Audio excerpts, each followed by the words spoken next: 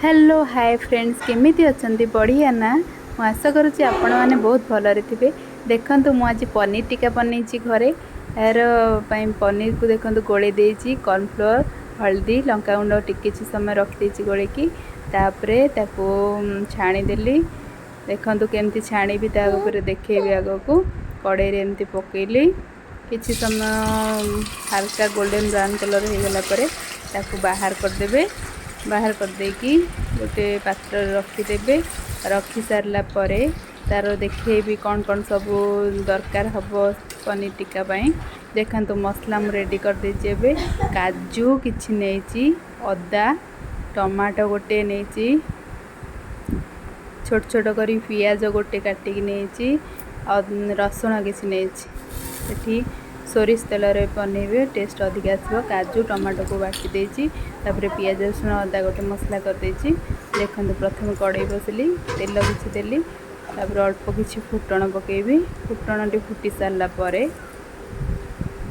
तापर मसला पकेबी। पियाज रसुण अदा जो मसलाटा बाटी थी से मसलाटा को पकेबी। किछि गोटा मसला ऐड करदेबे गोलमरीच दालचीनी जो छोट छोट करी काटी रखी पियाज को पकईदेली। तापर लुण स्वाद अनुसार पकईली। पनीर पकईली हल्दी धनिया पाउडर जीरा पाउडर रेड चिल्ली ताको भल भाव मिक्स करदेली।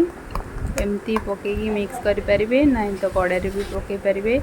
मसला को किछि समय फुटिया को छाड़देवे। तार तेल उठिला परे देखो गरम मसला पकईदेली।